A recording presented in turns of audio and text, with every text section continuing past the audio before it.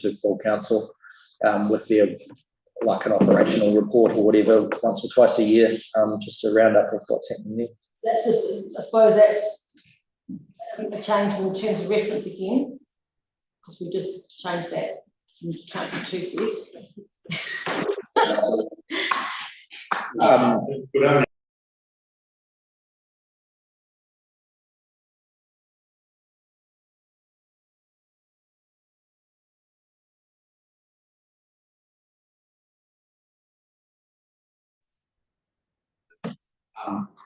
Anyway, it's just that there's that middle step that's in there. Comment.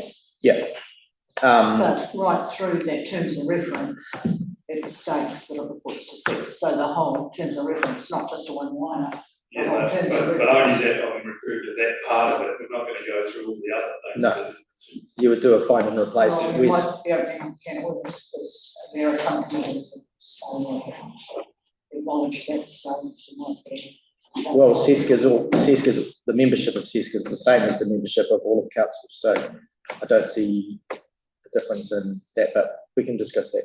And so then that leads to remuneration. That again, comments there. Again, this doesn't affect my salary. That's determined by the Rem Authority, but it's just an attempt at a proposed structure, given that flattens it, given that we have we don't have the chairs. And arguably, previously we were capturing additional workload for some councillors, not others. And this approach sort of recognises that everyone has one vote around the table, and we're all elected to we're all picking up additional responsibilities on one thing or another, whatever that looks like for us in our communities. For some, it's voluntary work or something, or others, it's attending some interest groups and things like that, get the information as part of their, executing their role as a councillor. So there's some new remuneration there to talk about. Obviously, this would significantly alter the meeting structure, meeting schedule to much less frequent and much more regimented approach to the Wednesdays that we'd be locking in. So it'll be 2 Wednesdays a month. On alternate months, that the middle of the month Wednesday would include a RAP meeting and would have, would be fair game for workshops to be added. I think it's probably the nicest way to put it. And then the last Wednesday of every month would be a full council meeting and also fair game to add a workshop if needed. So it would hopefully we would be looking to a reasonably strict adherence to that, given there's 2 opportunities each month for staff to bring things through to for the consideration of council. And again, if the mid-month one was determined there was a special interest topic, such as hearing of verbal submissions, or there was an urgent matter to approve, like an audit or annual report or something like that needed to be done ahead of time, then a extraordinary meeting can be called, as we've done a couple of times this year, with a much shorter notice period, with just again a really simple agenda structure to deal with some formalities. Just on that, in terms of those 2 Wednesdays and saying, they're open for workshops, does that mean the whole day, or are we restricting it to the afternoons? Well, again, we can discuss that, as to how that looks, and meeting times, and well, we can discuss all of this, of course, but this is just probably about all I've got to really add around the explanation. A little bit there around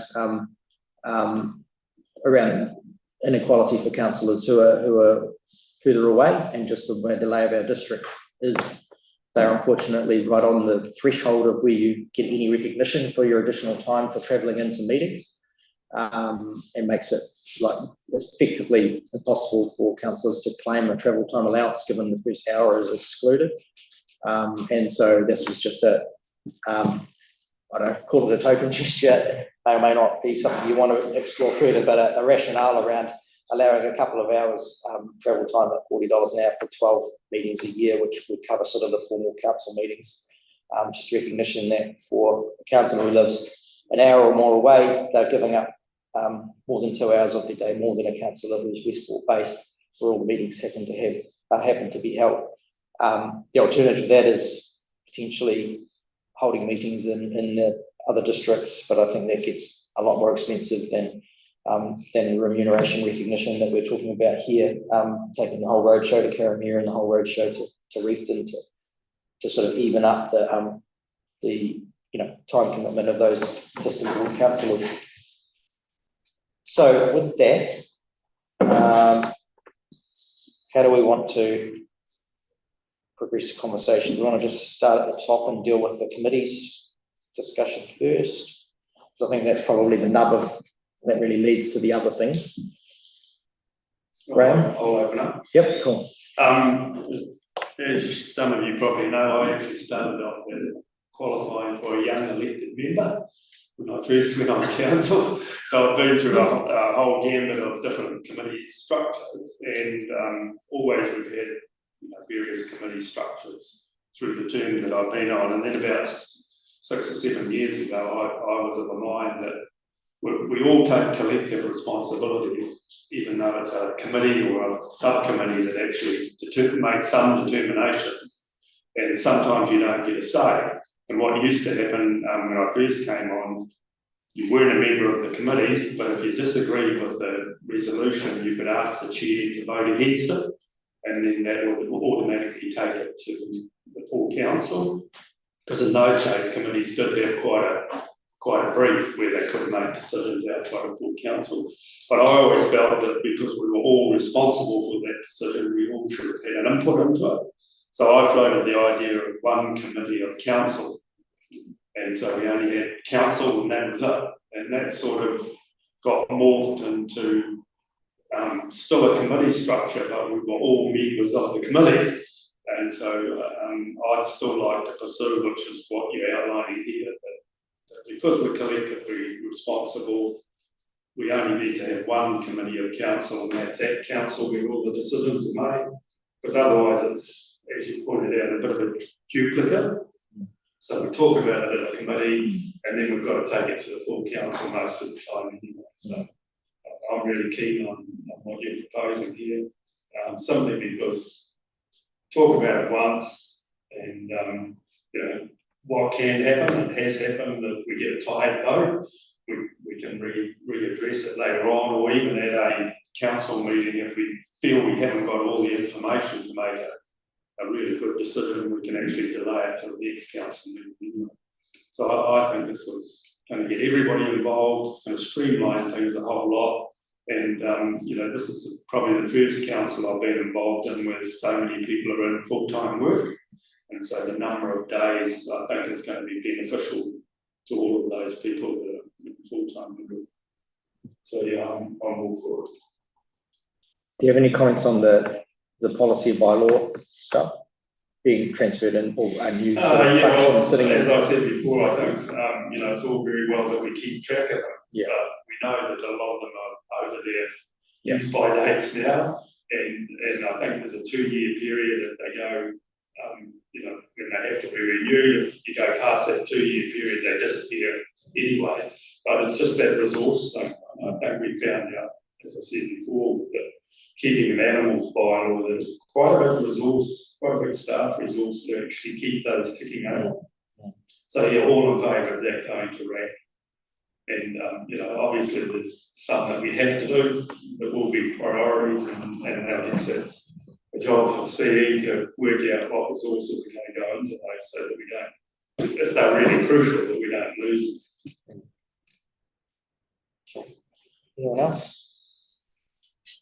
I'll reply after everyone's made the comments, so I can. Anyone else who can take it from different CIS role? I'm in favour of going, again, I think we duplicate a lot of the discussions, because then it opens up and then we rehash it again at council meetings. I think it'd be good to streamline it, keep it to more, 2 days a month. Would suit me.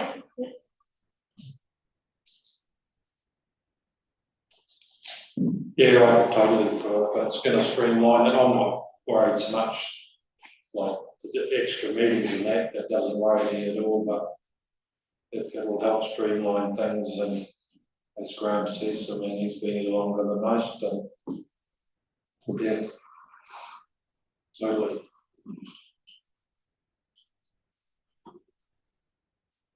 Anyone got any, so we're hearing lots in favour, any sort of that got suggestions, things they don't like about it, suggestions of how we would achieve those sort of outcomes that we were looking for in the feedback sessions, or some other version of change?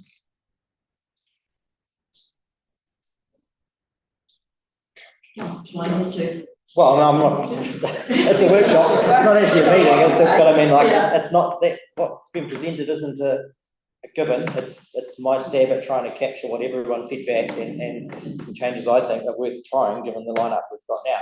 But I mean, it's just as incumbent on as ever around the table to suggest something different or what you think will work, because clearly the status quo is a significant dissatisfaction with the status quo. That's been feedback in various iterations, at various points by every one of you. So status quo, in my view, is not the way we want to go forward to have an effective governing group for the next 2 years. Here's something I think we could try, but I'm open, obviously, to something different. Joe, sorry, Rosie, you want to go for that one? Well, I've got concerns about it, and it's all very well saying streamlining, but I think it's very idealistic because we're saying anything that doesn't actually eventuate.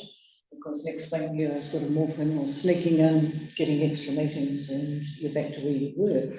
But you know, I have heard it from yourself that your workload is great, and this to me doesn't seem any way or lighten your workload. And again, you know, that to come together as a team more so than what we have been.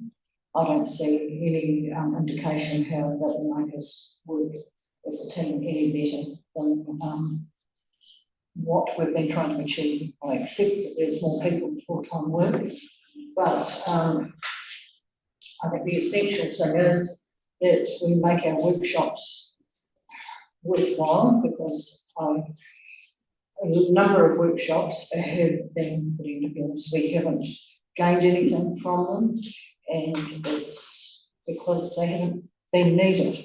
And I think we'll just have to be a little more circumspect in how we have these workshops and make them productive. And I just don't see that going back to a level that everybody is going to change anything at all, because I think you'll end up sneaking in to while idealistically you're going to have one meeting a month, 1, 2 every other month, you'll find that you're going to be able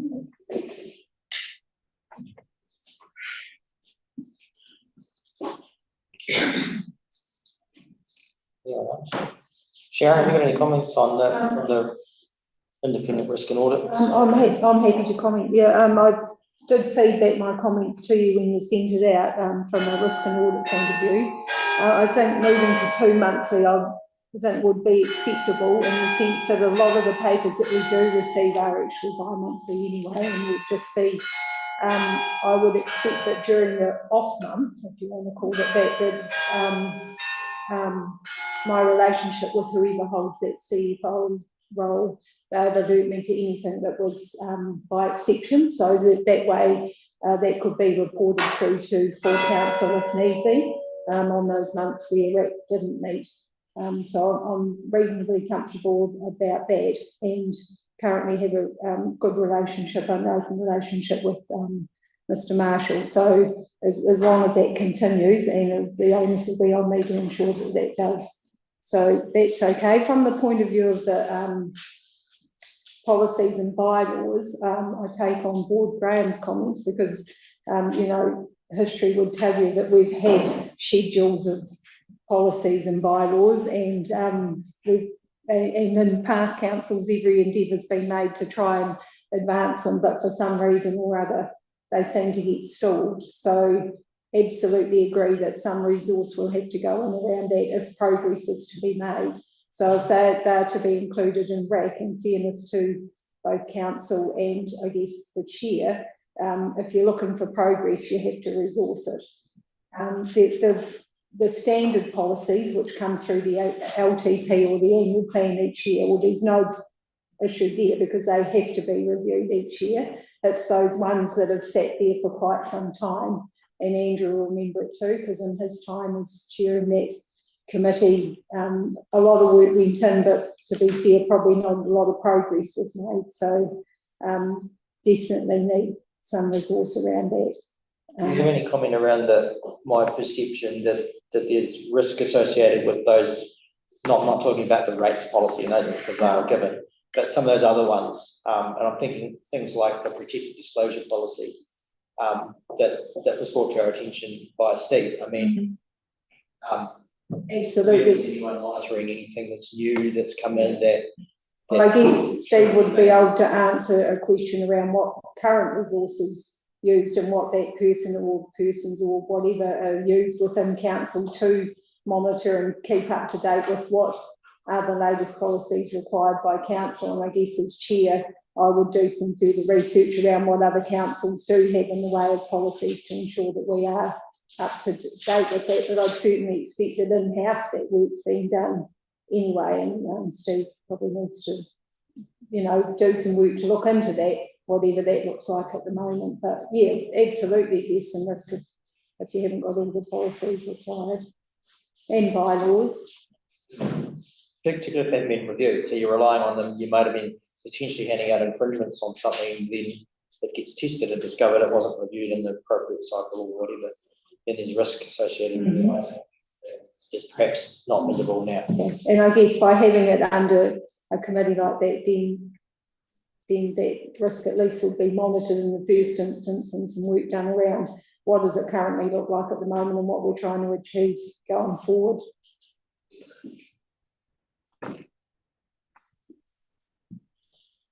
Anyone else got Alice, you got any view on any of this? I feel the same as Rosalie in respect to making workshops more valuable and worthwhile, but I also feel that's the sort of justification of what Dan is putting across with the meetings, is making the meetings really worthwhile and valuable and working at the higher level. So agree, but disagree. Yeah. Andrew, Tony? Well, I just think we have a responsibility for making workshops worthwhile as well, not just the content.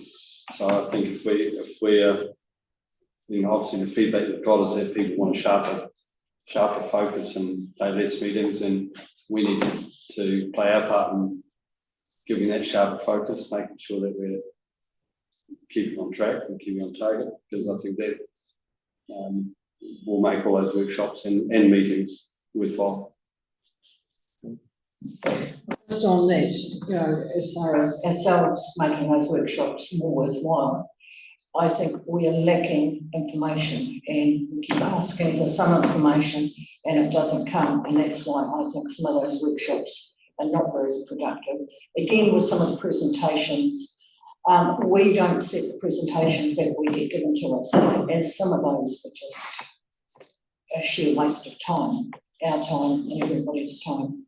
And so they need to be monitored. Sure, there will be presentations that we need to have from time to time, but I think a tighter rein on how our time is spent listening to those presentations should really be there. But the big thing with the workshops is us having sufficient material, and I don't believe that we have that, in particular the LTP. Yeah. Brad? Yeah, just on that, I think we had a suggestion when we first started the LTP that we actually had a little group of councillors who oversaw what the presentations would be, and that got rejected by the full council. But I think it's real merit in that. I'm not saying that we need another committee, but we just need, I feel as though I could trust people to, if we've got a small group of councillors who actually oversaw the presentations, to say, well, that's relevant and that's not, because, it has happened where we've repeated a whole lot of stuff each time, and it does, we are sort of mature people, we're not primers anymore, yeah. and we don't need to keep going over and over stuff. But yeah, so I think it'd help if we you and another couple of councillors had a bit of an overview of what the presentations were and what the workshop agendas were. And I think, you know, the way around it all is to say, well, what are we trying to achieve today, and did we achieve it in the most efficient manner? So you'll note in the memo I'm talking about, it's in the top part, and arguably it's something I think I'd like to see brought through, but the workshops should always have a purpose. Yeah. And that workshop, it's not just, you know, an unknown outcome. It's not making decisions, but the workshop has to direct, okay, that information is really valuable. Staff, we would like to see that come through as a report to council. Well, actually, we've heard a lot about this. I've got some questions here. You know, it can either be another workshop or it can be, you know, bring it through to council as a paper, but make sure you find out this piece of information, which I don't think we have now. We don't necessarily put that lens, and I'm not sure that staff put that lens on. What are we asking to come out of that? I don't think it's fair for the staff to have the sole lens. I think there has to be some governance input into what's being presented, what the objectives are. And it doesn't need to be the whole 11 of us. It just needs to be a single group. Yeah. Good feedback. Tony? No? Joe Flanagan? No, I don't want to speak first. Obviously, we have to be aware that I've given us a lot of reflection over the last month in my role and the responsibilities that I've taken on since being elected.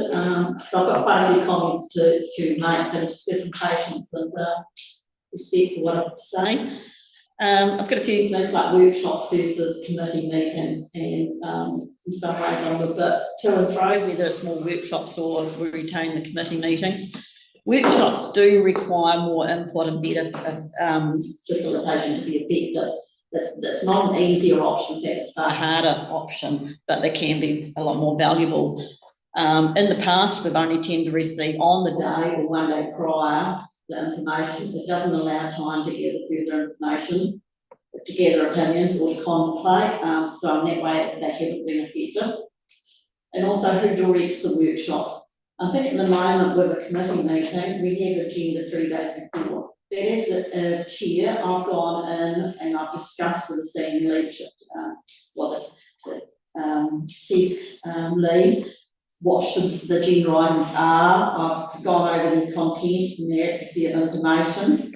So there's been a degree of oversight, and hopefully the information that comes to council is better information. We've seen in the past where that doesn't happen, it ends up we haven't got the information we need, so then it has to go back to another meeting, and that's the time wasting side. So I see there's a role for that oversight. Also for staff, there's clear governance direction. If there's someone on council that has that role of oversight and that they are liaising with over an item. But again, this could apply to workshops equally as committee. So it's probably a bit of a name and there's a little bit in the formality of the meetings, but to me, disestablish the seat and disband chairs are two issues here. We seem to focus on the role of chairs as just being the person who sits at the table and runs the meeting. To me, that's probably the least role of a chair. So there's two aspects I'd like to discuss is what in the CESC role, what you're doing away with, what's under the current terms of reference and my responsibilities and what we need to go.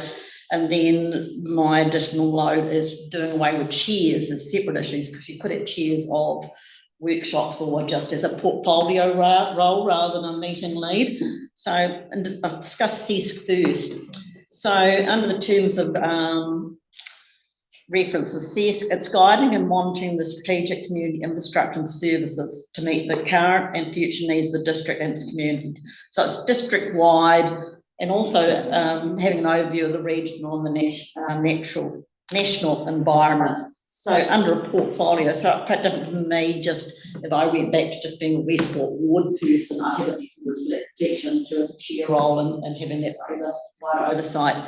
It's governance of recreational event, community facilities and amenities.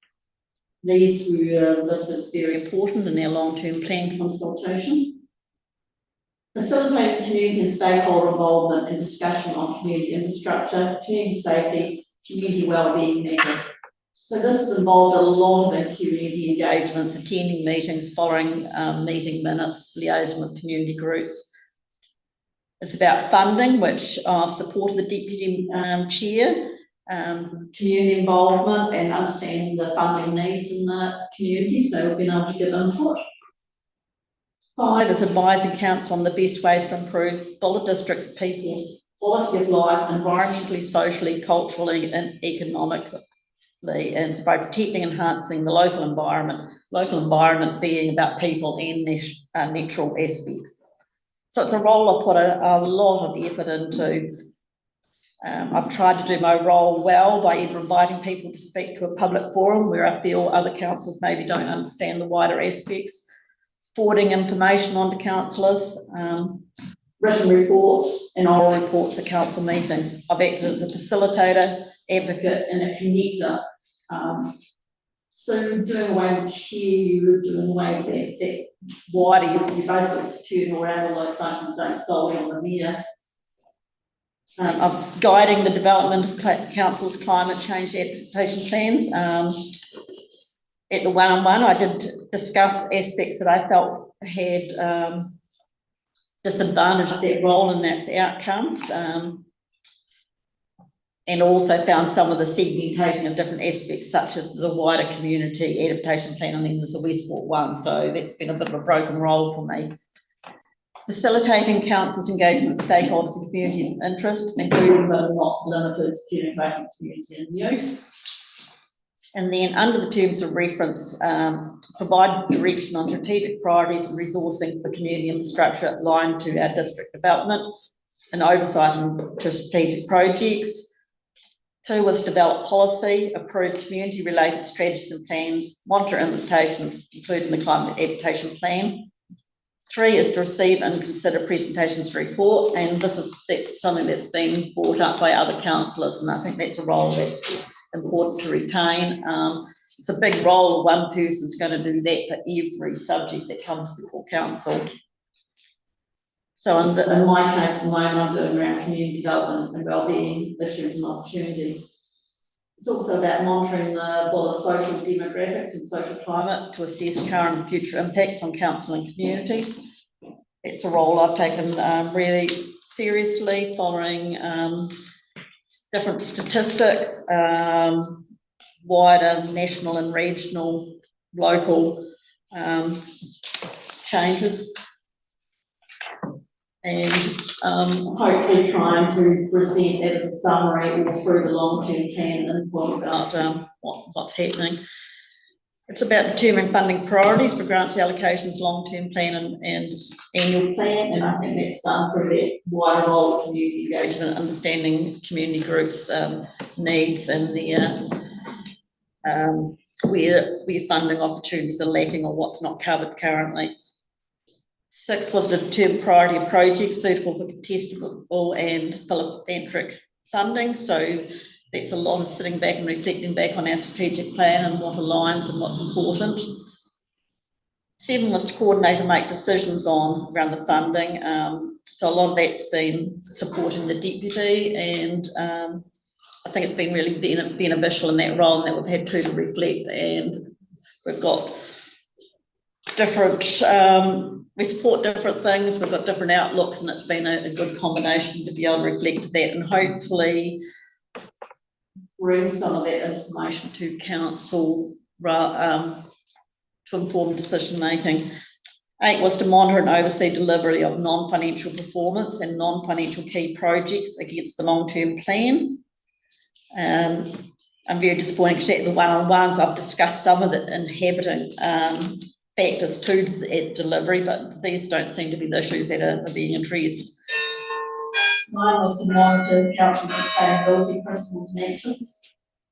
And then 10 was supporting the deputy and monitoring and overseeing reserves and boards committees, and also 11 supporting the deputy and overseeing creative communities subcommittee. There was one other comment about the role was changing delegated authority. We actually already have authority for distribution from council's contestables grant funding, so could be applying for this. So we're talking about taking things to another meeting under the terms of reference. CES already has that authority.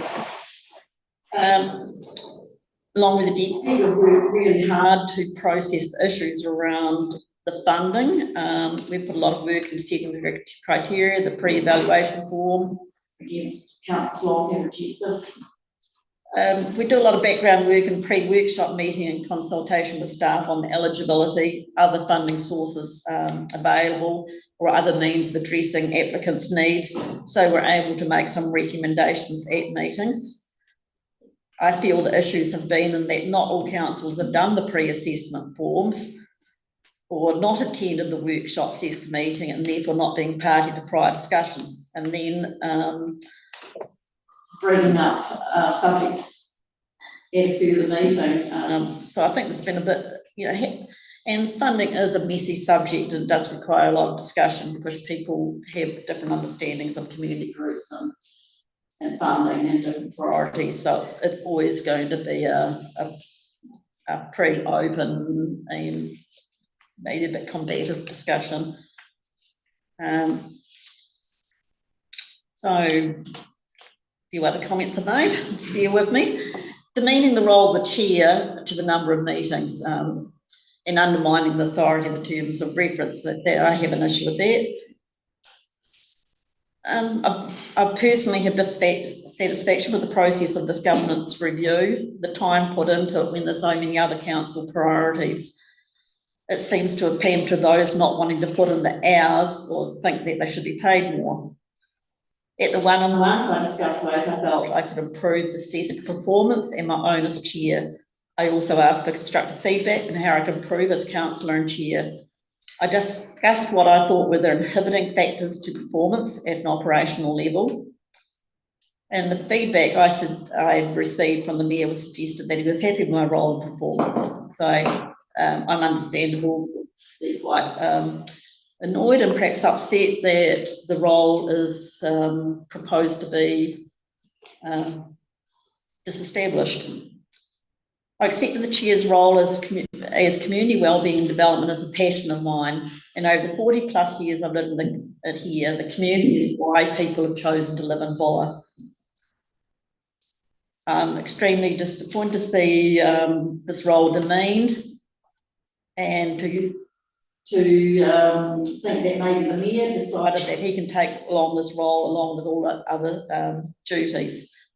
It seems ironic to field comments about workload and people not being prepared to take on delegated roles. I just feel this process has been done little to build on teamwork. I notice a lot of this is proposed in the future to be put through mayor's report, so that's a lot of work. It's not utilising us as a team. I'm concerned that less meetings and longer days will lead to poor decision making. So to me, that's why I'm here, to see good decision making. That's why I've stood. Also, I'm concerned in this proposal, there's more directions going to come from the mayor and the staff. Good governance is about developing good strategy, having oversight and monitoring and utilising every one of us. I think we have concentration to be on quality, looking at cutting the meetings from 28 to 32 down to 18 formal meetings, but then how many additional workshops are required. I'm very reluctant to be cut down or reduce governance. I feel that's what we signed up for, to do that job and to do it well. I feel maybe we've overreacted to the last year, because the long-term process is always needs additional commitment, and I feel this should ease when we come to mid-year. I'll perhaps leave the discussion around remuneration to the next discussion. I'll probably just leave it at that now, and I'll probably have some further comments around the remuneration discussion. I'll just tidy up a couple of things that I think maybe have been misunderstood or misrepresented. So the one-on-ones weren't a performance review of any individual, they were just to seek the collated feedback. So the changes aren't in relation to what's deemed as poor performance, it's around optimisation of the system of council. So totally recognise the bit that you put in and everyone puts in around the table in terms of their commitment to the community. I'm not sure why you've read into the paper that this means the mayor has to do it all, because I think what I'm aiming for is that everyone has that responsibility to report their various community engagements or what they're hearing on the street or in the pub or at the forums they're attending or whatever. And there's nothing in the suggested changes that stops councillors pursuing their particular interest or following economic statistics or whatever, and then bringing them through into the workshops or to the decision making in the LTP. So there's nothing to stop any of that still happening. And the comment around the mayor's report, so it doesn't have to be a mayor's report. That could be at the discretion of the workshop. If they determine that something put in the mayor's report, I think Steve had suggested, what did you call it, an operational update report or something like that. Or likewise, a councillor can sponsor their own paper through. So if there's something that's particularly pertinent to a topic of interest to any councillor, then they just have to meet the same LGA requirements around information. I mean, I have to write my own papers sometimes for things that fall in my responsibility. Councillor can as well, and work with the CEO or a relevant staff member to bring a particular interest paper through and obviously speak to it, lead that process. Workshops can be chaired by whoever. Formal council meetings, I think technically have to be chaired by the mayor, but I'm not sure. I could look into whether the meeting can resolve that a particular paper is, or certainly the mayor can certainly direct a certain councillor to introduce a particular paper of interest to them or something if they wish to. But I think if the mayor's present, it's supposed to be a chair. Yeah. So yeah, just again, please don't take anything that's on the memo as a direct attack on anyone in particular. It's just about figuring out something that doesn't feel like it's quite gelling and working now, and finding if there's a better way to do it. I see a bit in the line of a line about council operation and saying that we don't actually need a senior leadership team, but that's not important, that those people taking responsibility for certain areas of council are not needed, that any one of the staff could actually front up to council with a paper of their own. I think you need some sort of direction, some sort of responsibility. Other councils need to know who's leading something like that. A free-for-all means it might not allow papers that come to council or might not align with our strategic direction, so or not be of interest to other councillors, or that important things in our strategic plan are not being covered. I just think you need some clear responsibilities, whether it's under the portfolio or different subjects, just expecting anyone to turn up something out of interest. I can flood you with things that are out of interest, and that do I want to, and have I got the staff resources to back up papers that I want to bring to council? I just don't see that working effectively and achieving our objective of less time, better decision making.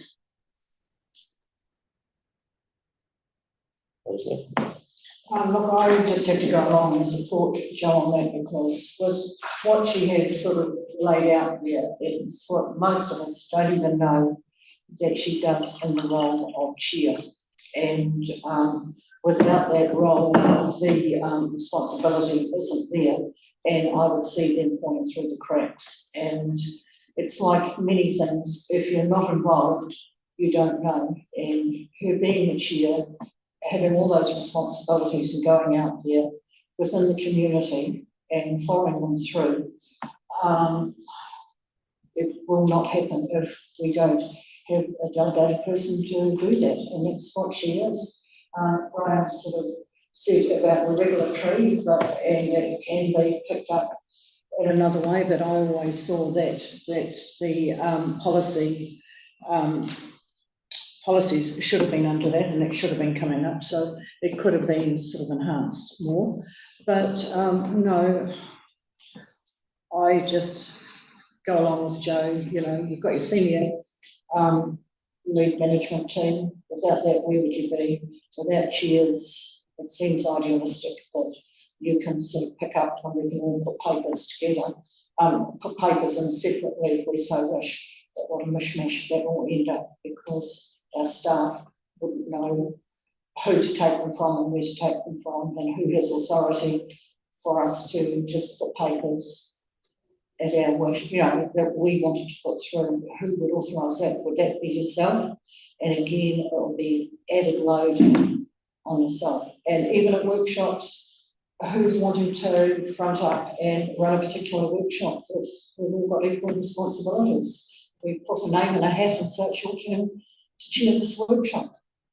I think being a little bit disingenuous to the Well, it team. is, but this is what this Because is there's too. clearly people have It's taken vested away. interests in different topics. In fairness, you said our one-on-one wasn't a performance review, but in actual fact it was. And as I said to you at the time, and we are elected members and we should be treated as such. And this has come out of our performance reviews, what different people said, and I think different councillors have treated it differently as to how and what they said. But so this is where this has really been generated.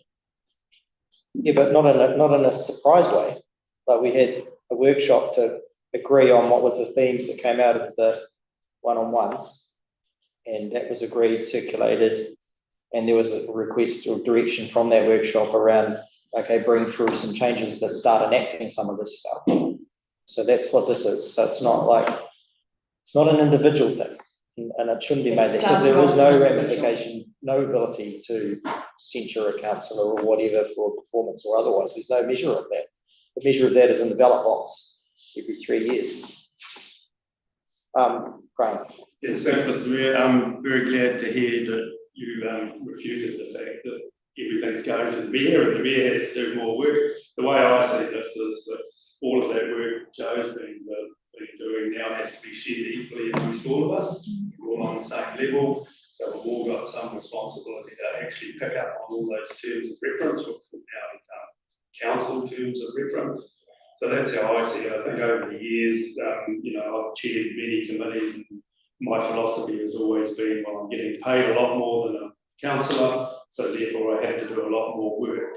This way, the way I see it with the remuneration that's been suggested is that we're all getting paid the same, so we've all got to do the same amount of work. We've all got to put the shot into the wheel. But in reality, that won't happen. I've seen many councils over the years where people have done a tremendous amount of work around the council table and other people haven't. We used to get our agendas in a brown envelope, and I've seen councillors open it as they sit down for the meeting, so you know that they might as well compete as others. But that's just how it is. When we're voted in, we're all voted in, and we have one vote around the council table. I think I heard that some councillors do more out in the community. Well, there's an awful lot of voluntary workers out of the community that aren't elected and paid to do that job.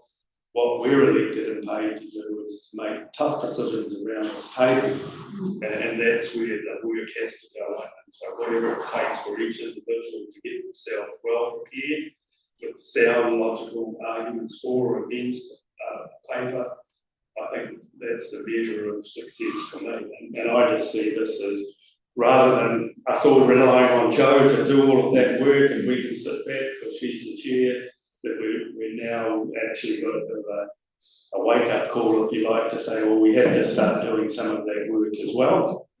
And it always used to be in the past that if I, as a councillor, wanted a particular item on the agenda, I could go to the CE and say, look, this is an issue in our area, can we get a paper around that? And I could put the paper in myself, but I think what the law says is that staff actually have to put in a report as well, but there's never been anything stopping individual councillors as far as I'm aware. Although we did have one CEO who say, this is my agenda, it's not your agenda for each meeting, but I think that was over the top. This is a shared agenda. And I just see it as a call to work that everybody has to lift their game up to where Jo was, and Jo can take a bit of a breather, same with the other, me as a chair, but we all need to be working a lot harder than what we are. In terms of teamwork, I think, where one person's doing all the work that's not necessarily a good team environment either. So, you know, we all have a part to play, and we all have to join and do that. So really, really glad that you've refuted the fact that everything's going solely to you. I know you get paid a lot more than the rest of us, and obviously you need a workload because it's, you know, the mayor used to be a part-time job, now it's a full-time job. So I don't see that it's going to be a bigger burden for you, but I do see that most of us are going to have to lift our game and get far more input in these important council decisions, whether it be long-term plan, new plan. It's all very idealistic, and I agree with a lot of what you were saying, but if you look around the table and you look at people's commitments, whether it's full-time jobs or family, and I know most of my commitments are during the day, who is going to pick up those roles? That's just reality of who's sitting at the table. Maybe different councils and different mixes, that would be ideal, but you've got to work with what's at the table, and I still ask for a treated as a full-time job. I could easily turn around like rest of your part-time job and supplement my income that way, and then be less available. So yeah, I just don't think it'll work out. If I split all my roles, I just don't think people are going to be able to pick them up just because their time commitments. Graham, and then I'll go to the new voices. Yeah, just in reply to that, I don't think that the government or anybody in local government ever envisaged that this role should be in the domain of people who aren't in full-time work. I think it's really, really important we have a diverse group of people. To me, this is one of the most diverse councils that I've sat on. We need full-time workers, we need part-time workers, we need people who don't, but we need a mixture of all of them. We can't actually say, you know, if you're in full-time work, you can't do a really good job as a councillor. I don't agree with you. Go to Tony and then Colin, love your input, late to the party. Tony. So the reason why I've left my comments to last, because I feel like I really need to hear it. I'm really on the fence, and I see benefits in what Jamie is proposing, but also feel like Joe and Rosalie have points as well. So at the end of the day, I want us all, because it's been a bit of an up and down year for me in council, I don't feel like everyone's been gelling and we've been getting the most out of each other. And if this is going to cause any more division around this table, I'm going to just become completely neutral, because I want us all to work together and get the best out of each other. And I'm not giving you any answers at all on how we can improve that, so I'm probably not helping the discussion. That's just how I feel, because we need to be working together better. Perhaps this could work, like you were saying, Paul Graham. Perhaps the forced workload being forced on everybody is going to make everybody pull up their socks and take some burden off Joe, right? Or it could even complicate things even more, because everyone just thinks Joe's going to do it all anyway or whatever, and then it's not going to get done. So it's going to be a bit of an experiment. But at the end of the day, for me, it's about people, and you know, people matter too, and how they're valued, and and how they're recognised. So that's just, I'm going to park my mouth and let Colin. I'll just add one comment to that, and then we'll go to Colin. It's the other thing I think that I'm picking up from that is, and again, it's not like, it's hard to have these conversations without appearing like you're attacking anyone, and you're not. But I guess the question I have to ask myself as mayor, are there things I'm doing that I don't actually need to be doing? Or are there, what am I doing with what value am I adding at some of the things I'm at? Or people are asking me to go to, and I'm having to you're always rationalising, everyone wants you to go to talk to their thing or whatever. So there's, again, is there things that some of us are doing that we don't need to be doing, or that don't necessarily add? There's no job description. That was the thing that when I first came in here, I found really difficult, because, you know, you're trying to do the best, but what are you doing the best at? I mean, is there some, what sort of, how do you measure? How do you, how do you know that you're doing a good job? How do you know that you're doing the things that you're meant to be doing? Yes, you could just be doing exactly what council's asking you to, reading your papers, all that sort of stuff, but how can you make a decision on those papers if you're not out doing all these million other things and getting the feedback from the people who are serving? So, the money is the money, and for me, as far as the money goes, it's everyone's struggling out there. Everyone's struggling out there. And when I have a husband that goes, "Oh, you're in the car again. What are you doing? You're using up all my petrol money," or, you know, "You should be at home doing this." I'm putting extra hours in to help a good decision around the council table.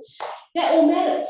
So, you know, everything matters, and everyone's got personal reasons and personal investments, and things matter more to others. So it's all about harmony and working together as a team. What we're trying to achieve. Yeah. Colin.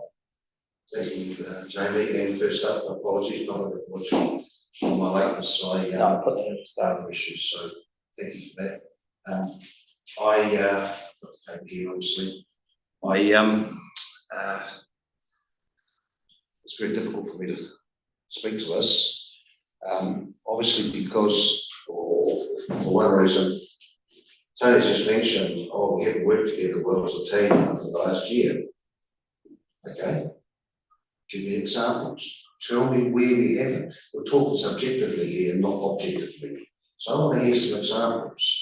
I've heard Graham talk about the paper brown envelope and the agenda item being open at the table. And I know for the fact that there are some members who come here unprepared. That's their business, not mine, okay? But it exists. I've also heard a councillor talk about, I'm not particularly interested in this particular agenda item. And that should be, someone else can look after that. But they still put their hand up and say, yes, I agree with it though. Now, the point about being elected is that you know what you're in for, you know beforehand. And to pretend otherwise, you're dreaming. Now, I ask a lot of questions, and this is a bugbear for a lot of people, I know this, and really I don't give a rat's ass, I'm going to say that. The reason why I ask a lot of questions is because I want to learn. Okay? I learn from asking questions, and I learn by printing things off and reading. Now, if people get upset about that, that's their fault. Okay? I ask questions so I can learn. I can see around this table that there's a lot of learned people because they don't ask questions. They just accept what is put in front of them most of the time. Okay? There are some questions raised. My God, the moment I ask a question, I see people's eyes wrong. A prime example I'm going to give right now, and I'm digressing just a little bit. Prime example was a meeting last RAC meeting. There was talk about news legislation for this. Now, I was talking about a debt level of about $800,000 and rates arrears. I was told about a new legislation coming in. Please tell me what the new legislation is. I saw a member roll their eyes. They're lucky I can get up and bloody walk out. The point I'm making is that I wanted to know what that legislation was, and once again, as I suspected, it was totally irrelevant to the discussion at hand.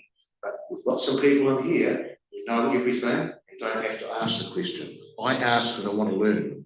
Now then, what I want to know is, why hasn't this council in the last 12 months come together? Give me some examples. And if you want to get personal, because you've seen how I stood up to somebody, and I'll stand up to you right now if you start telling stories, okay? I do not have an issue with anybody here standing up and talking to my face now. That's where I stand. And as far as Yeah, talking yeah. about anything else, I'm relaxed. Okay, I want to know where this council has not functioned as a team, and why should it function as a team? Because it's not a rugby team. We're out here for the best benefit. And I've said it before, and Andrew has said it all the time. We walk in with an open mind, and we walk out with an open mind. And I've always done that. So that's all, in my view, that's all a given. I'm hearing you, I'm hearing what you're saying. What I'm curious about is your reflections on, you know, the committee structure. Do you think that's adding value to you, the way we run that? I mean, really, that's what we're talking about now. Like, in your view, in terms of how you like to work and build up your decision-making information, is that having the committee and then the committee referring to full council and all of that better, or is more structured workshops better?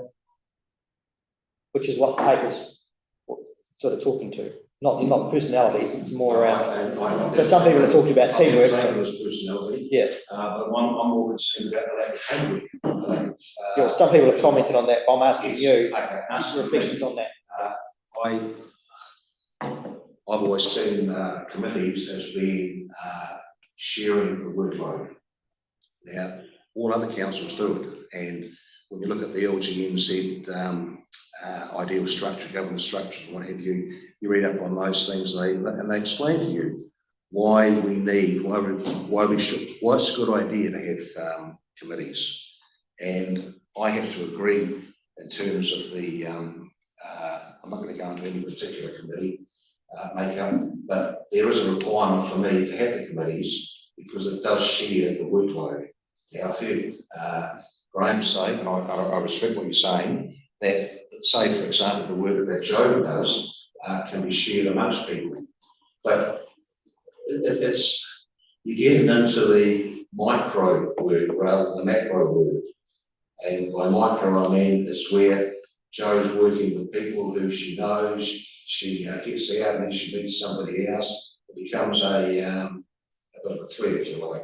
She gets to know other people, so she's out in the community. I'm not out in the community as much as I want to be for various reasons. So I approach my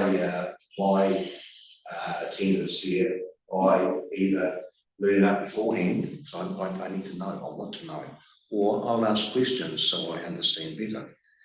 I can, for me, if everything moves into full council, I'm at a loss as to what that's going to achieve. I mean, all we're going to do is saying, let's talk about grants, for example, which are covered in CES.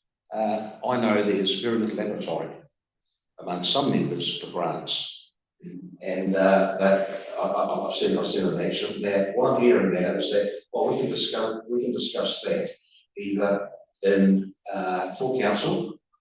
We've got lack of appetite for some people. We can even have an extraordinary meeting, which downplays the role of an extraordinary meeting.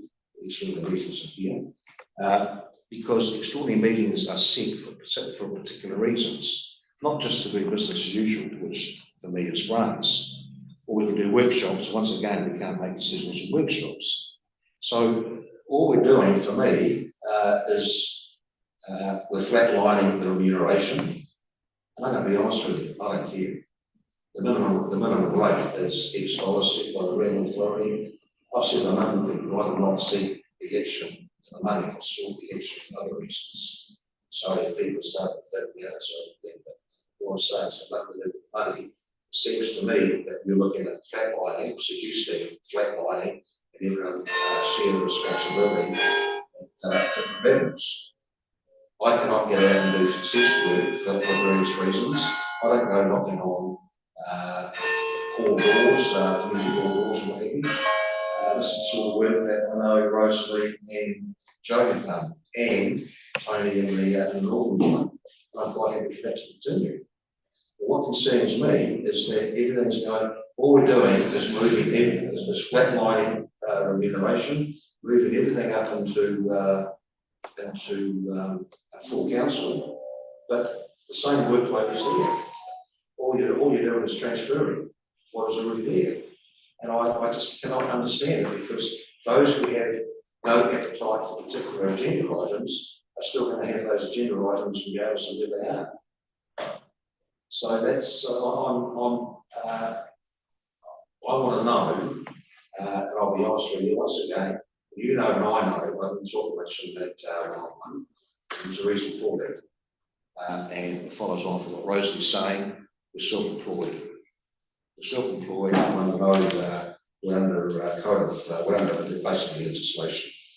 So I do recall the comment being made, Jamie, with all respect, that maybe as we sit down and discuss on a one-on-one, I can provide some guidance as to, and it was said, provide some guidance into the way you can do things differently. It's not your role. It's not your role. As a leader, it's to bring everyone in together, but to try and point, to try and have an influence on me as a elected self-employed person, get rid of me. If you don't like it, get rid of me. But unfortunately, you can't do that. So I'm at a loss. I don't know what everybody else has said. I'm at a loss as to why you're on a flat line, but then just put everything at the top of Mount Everest. That's where I'll leave it. Right. Okay. So just to be really clear, the one-on-ones, I don't know where to go with that. Wasn't to influence anybody. At the end of the day, you're not my employee. It was to identify, because some councillors, so you didn't get anything out of it, some councillors spoke about confidence issues or how do they best tackle bringing things forward to council, that kind of thing. So it is actually the mayor's role to support those councillors and find out if there's some training they would like to be involved in, or to guide them as to meeting protocol or whatever. You didn't perhaps need that, I don't know, but others certainly did. And it's up to them whether they choose to pursue it or not. It's not about again, it's not a performance management thing, but it is 100% the obligation of the mayor under the expectation of the community that he provides leadership to the team and to the team. It is a team. You're all individuals, but when you're in here, it's a team decision. In the end, you can call it a team, call it a council decision, but it's a decision by majority vote. There could be 4 people walk out of a room really unhappy, but it's the decision of council. It's one of the team decisions. So I guess under our democracy, the majority don't have to be right, they just have to be the majority. Yeah. But any inference that there was this attempt to manipulate you or how you operate, 100% wasn't my intention, and disappointed to hear that that's how you took it, because it wasn't how you communicated to me on the day, I can assure you. But that's fine.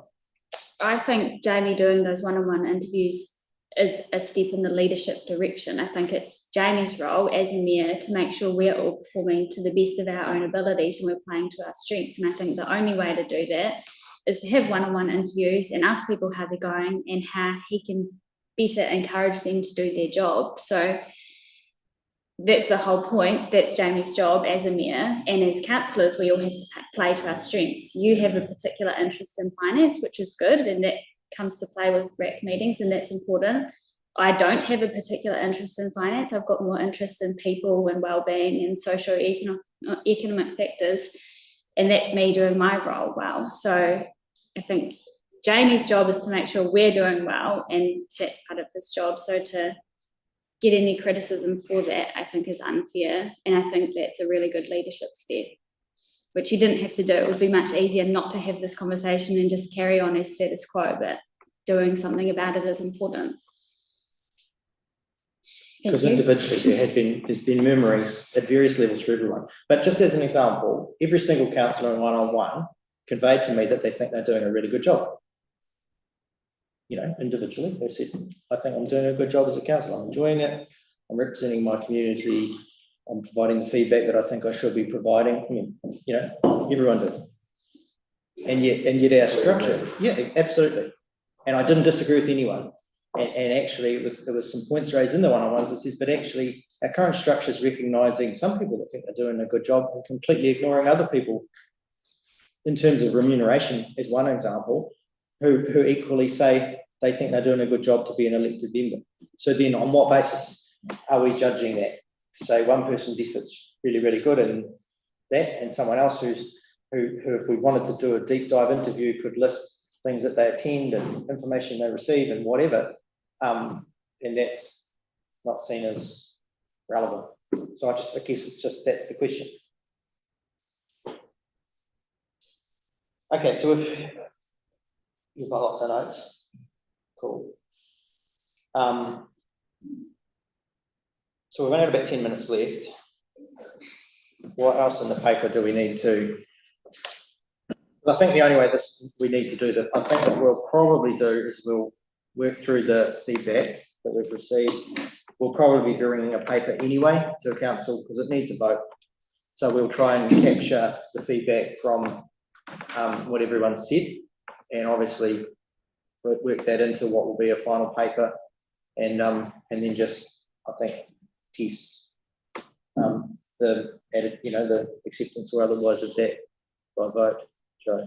We haven't really discussed remuneration. I had a few comments. Yeah, so we're just going to say, yep, whether or not it follows simply if we would have flatlined the committees, then is the argument that remuneration would follow. That's what's up for debate.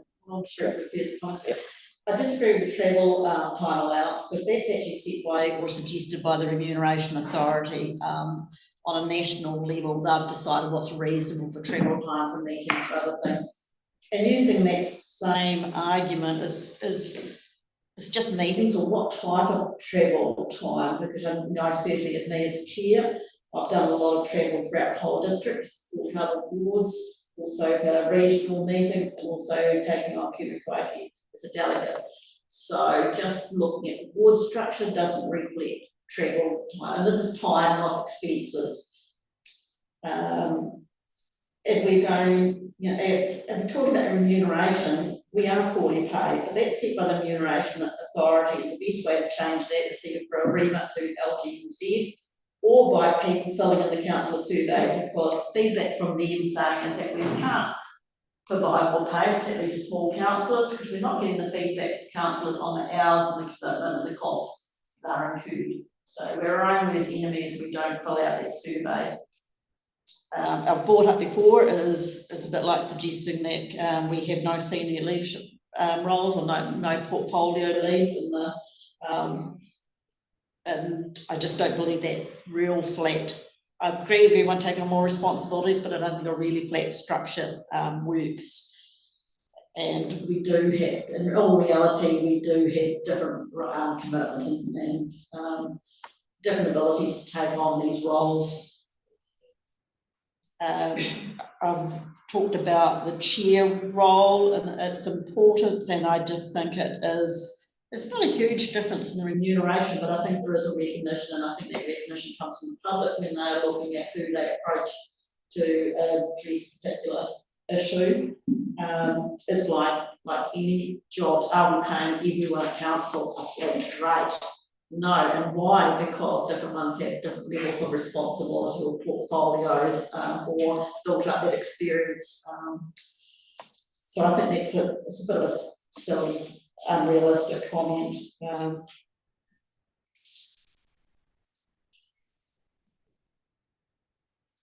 So going to the flat rate, I'm basically saying that, okay, I revert back to when your Westport Ward Council only. I just I'd like to see who's going to put up their hand to do those wider roles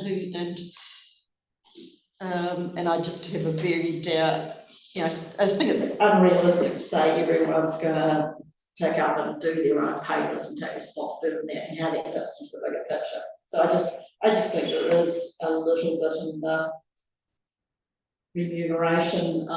We're going against what other councils in the whole. There is a precedent for reason, and most councils have a structure where they have chairs and deputy remuneration. It's the norm, and usually it's a norm for good reasons. And a lot of councils have gone away with that tier and have reverted back to it. If we're looking at saving money, maybe we do have to revisit having paying for an independent risk and chair. Just no reflection on who that do, Sharon, but And I fail to see why we need to be adding policies and by laws to an unelected role. I think somebody within council should be picking up that role. And I just wondering, we're just basing this whole thing on the wrong objectives, you know, to how much time we're putting into what our commitment is, or the remuneration. It just seemed to be based on the wrong principles. So, One thing about remuneration different to us to the likes of our management staff is that there's no ability to hold performance for councillors, so there is no performance measure. Is it when you from the directors we have on the CCO, they have some different rates? Yeah, but that doesn't exist for elected members because you're not employees. So there is no, to Colin's point, there is no way for council to recognise one council performing better than another, other than just some subjective view that arrived at the numbers we've kind of got now. Whereas the staff thing there is, we've got contracts and Well, presumably you've got terms of reference, and it's easy to tell who's attending the events, doing the reporting, or done that background duty. So I don't know, who's actually there. Sorry, Graham. Oh, yeah, thanks. Yeah, a lot of talk about portfolios, and I know the Grey District never had committees, they had a portfolio where each councillor was allocated certain portfolios. So maybe in terms of the paper that's coming to council, we look, if we do flatline, maybe we do allocate portfolios to each of the councillors, as you know, as is happening in a neighbouring council.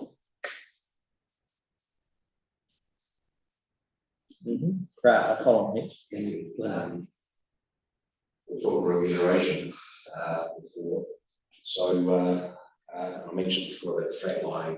What does concern me though, and it's not the fact that they're getting an extra $1,000 or whatever it is a year, and that is, if you like, usurping the role of the remuneration authority.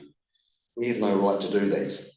And to suggest in here that because the remuneration authority is not paid for the first half hour of travel, therefore we will make our decision here and reimburse you people for the extra half hour that you're doing.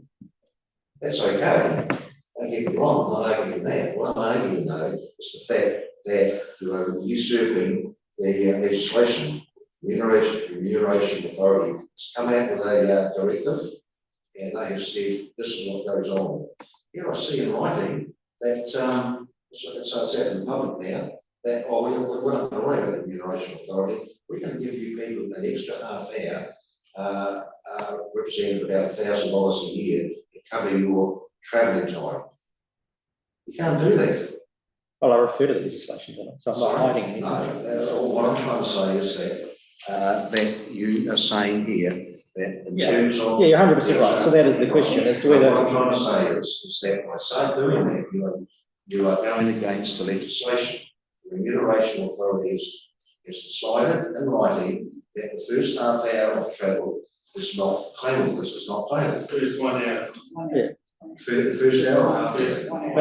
But to your point, it's first 1 hour. But to your point, the there's nothing to stop council deciding to pay as we do now. We can determine. I've used the example of travel time for distant council. You could call it inconvenience, life balance, work-life balance. Now I talk about that as well. But I mean, it's totally got the discretion of council. There's nothing to stop us now resolving that we're going to pay some $1,000 more than another for whatever reason we like. You've stated the reason why. That's an example. Yeah, as an example. When people put up for election, whether they live in Pukakaiki or Karamea, they know what's required. You know, they understand what their remuneration is about in terms of, if you like, additional expenditure in terms of travel and travel time. It's already known. So for us to then turn around and say, oh, but work-life balance and all that sort of stuff, that is already known when we stand for election. So the flip side then, just to counter your own. So yeah, I totally agree, right? I'm not arguing with you on the legislation. What I'm saying is what we know about our district. So how does that enable equality of representation in outer parts of our ward, for instance? If you take Councillor A, base councillor, Councillor B that lives 2 hours away, both coming into exactly the same meeting, for them to have the same representation to start at the start line, that councillor is devoted 3 to 4 hours more than what a councillor that lives around the block does. And that, I'm not saying that's right or wrong, I'm just saying that is a thing, and there's an opportunity if council wants to address that, they can, or they can stay with the status quo and we ignore that. But I mean, it is a thing. Well, I think it's a thing. Do you not agree that there's a difference between those two? I understand where you're coming from. Yeah. I do notice that there's additional use now of TV time. YouTube. So what do? Give back an extra hour of travel that they'll be reimbursed for, supposed to be on here because of the inconvenience and what have you. I mean, what arguments do we put up? I'm not arguing the fact that you're getting that money. What I'm saying is that we've put it in writing that they work-life balance and travel time, additional travel time, that's already been known about, and it's also recorded in the legislation. So I disagree simply with the fact that we are looking at going against the legislation and it's now in writing. No, the big deal about being in writing is it's a discussion document, so that's fine. We can put it in the Westwood News, it probably will be. I've got no issue about it being in writing, it's no big sort of scary thing. What I'm saying that, and honestly, Jamie, with respect, and I'll leave it at that, is that I'm very, very, I follow the legislation very quickly, very honestly, and I don't believe that there's anywhere that we should be, if you like, detouring, if you like, another word, around what, in this instance here, the Remuneration Authority has stated. Cool. That's all. Linda. Is it written anywhere that we have to have all our meetings in Westport then? So could we then, to make it fair and equal, we'll start rotating the meetings around so people can share the love of travelling an hour or more to each meeting, and then people might understand. And I get what you're saying, you know what you signed up for. It's a little bit about Jo listing all the things she does. And we could all list all the things we do for our community. It's seen in how many votes we get. We've obviously got a part of the community that we liaise with, and that's what makes up the council. So therefore, isn't that our role? I feel like there's like like Jamie said, there's no actual measure about who's doing their job better or other. So that's why I think it would be much more fairer actually if everybody was just remunerated the same. I could say how many hours I put in being the chair of the community board, and it was great getting remunerated, but I'm not going to kick up a fuss saying now it's going to be flatlined, I should be paid more, because I understand that everybody is going to be putting in more to make sure all their parts of the community and all their groups that they represent are heard, and that's what we all come to for. If it was really easily measured, then we would probably all be paid differently, very differently, and you'd be able to determine that. But the fact that at the moment chairs are recognised because they have that time component of chairing the actual meeting, the pre-meeting, the post-meeting, going through the agenda and that. But if that's removed and it goes to council, then it becomes a time that everybody's spending the same amount of time, whether it takes them half an hour to read the agenda or 10 hours, but that's what you bring because that's what you signed up for. So I think it's a little bit hard to then be saying people should be paid more because they're involved more, but you don't actually know. We're all involved because that's how we got voted on the table. Otherwise, if we weren't involved, nobody would have voted for us. We wouldn't be here. So I think it's a bit of a moot point to go on who does more work than other, because you can't measure that. And then time will tell, because next election, whoever stands, the public will decide whether they think that person's done a good job or not, then they'll be re-elected or they won't. But in terms of the time component, like Jamie said, he's just saying that we're not all equitable, as in it takes, you know, it's not just 2 hours of travel time, it's more like 2.5 or 3 hours that you're not recognised. And yeah, I admit, I got pretty busy at the end of last year and had to Zoom because I couldn't give up that travel time. And so I would actually, I think if you're remunerated and that going, actually, I'm getting paid for that time that I'm sitting in the car, I'd be more inclined to actually turn up and not Zoom, because it is tricky Zooming. And if I could choose to turn up at a meeting or Zoom, I would definitely come, but sometimes you've got to weigh up your options and you go, well, actually, why am I spending 2 hours in the car? That's dead time when other people are not. And I knew that when I signed up, but there's no reason why we can't share the meetings around and people start travelling to Reefton or Karamea or throughout the districts, go to Punapaki, then we could all travel. Tony. Even though, Colin, I do actually value your opinion, and I do, even though you say that you have a little bit to explain things, I do actually listen to you, and you are quite a smart man. And at the end of the day, though, when you say stuff like, you know what you're signed up for at the start, to be honest with you, I really didn't. I don't really have, you know, who can explain it to you? Because like you're saying, there is no rule book. So coming on and spending a year here, I've learned a lot, and things have come up that I thought, oh, I had no idea. So, yeah, and I'm hearing what you're saying, and I think that, you know, how do you measure it? It's not very for you to start finger pointing. You know, yeah, that's all I've got to say.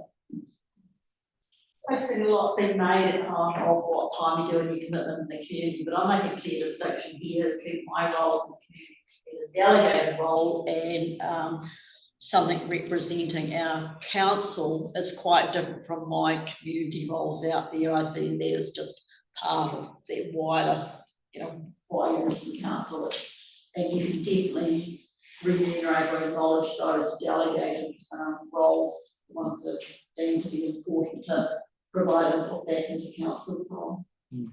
Just very quickly, please. Yep. Mr. Lee. We do need to wrap up. I hear what you're saying about travel, okay?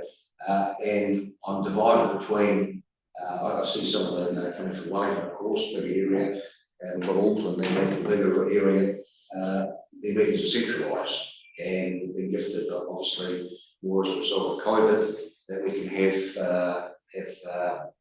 TV viewing. But I'm 50-50 on either, because we're a large district, but we can easily drive to the likes of Punapaki and bring these people involved, go to Reefton, go to perhaps Lockyer Hall and Karamea. So these are about four or five meetings that can take off out of 11 in a year. So I'm 50-50 on us travelling. The only thing is I can't ride at night, that's all. But I'll be hitching a ride with somebody. So but I'm open on that. That's all I'm going to say about. And there was times to me that council used to travel to Karamea and Reefton. So if people are in favour of that, I'm happy with it. But that's over to you, of course, and the So we do need to wrap because we're going to the other one in 10 minutes. I think we need a wee break. And I'll quickly, okay, yeah, that's right. I'll deal with the other one shortly, Cold Town or whatever it is, Museum of Kawatiri. Okay, any other points that we haven't covered? Phil? I've just got one. As I say, either way with the remuneration, I don't have an issue, but apart, except for the deputy role, I think that I don't think it's setting a good precedent at all, having that as a flat rate. I mean, who would want to put their hand up for that? Whether it comes down a little bit, I don't care either way, but I still think as a deputy, if you fell over tomorrow and got run over by a disgruntled ratepayer or something and Colin, during daylight hours. Step in for 2 or 3 months, I mean, it's just, I don't see it as a good level at all. I think the deputy has to stay on a rate that acknowledges what his role might have to be. Yes, I'd like to see that cleaned because I think it is quite different from Sharon, who very, very active role. I think you've taken probably like a sheer level because you've taken that level around on the personnel sort of side. Remunerated on the expectation that maybe you'll have to follow. I don't know if it's but you've got a whole team across that's good. Pardon? and the next one is 2. Yeah, we've indicated we're gonna be 20 past, we're gonna post up, Just put my stuff on Facebook to, stuff, yeah. 20 past. Okay, that's interesting feedback. Linda? If we are, you know, talking about roles and that, I'd be interested on the level, what are the duties, extra things that the deputy mayor does over and above a councillor. That, you know, we're talking about all the busy things that we all do and contribute, so what are, you know, in terms of justifying remuneration and that, we all seem like Jo's obviously been trying to justify why, you know, the chair role should remain and why she should be remunerated for that, so I'd be interested to know what the deputy mayor's role entails to get that much remuneration.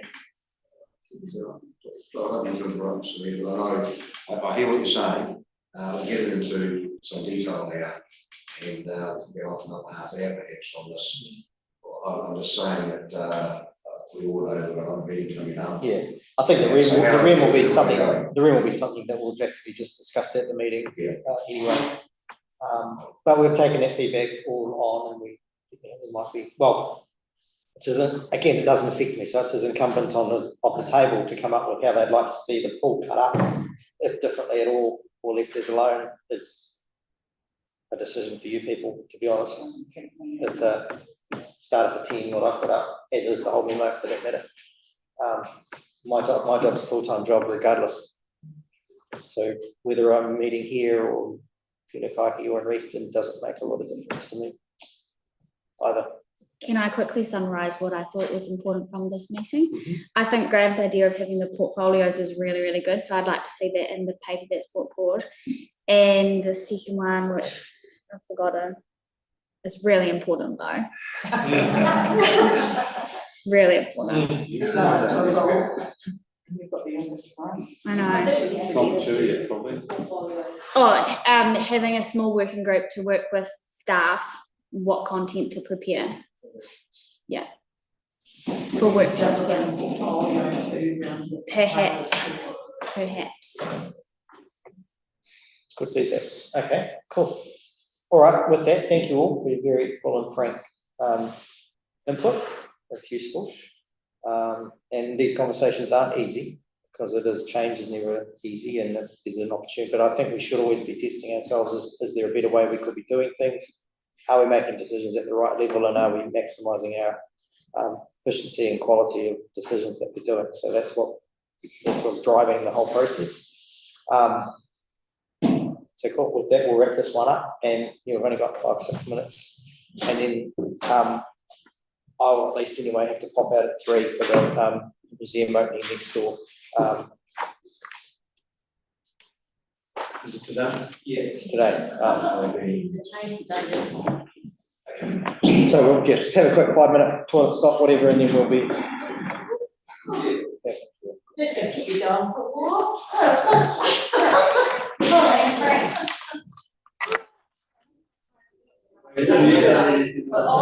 Oh,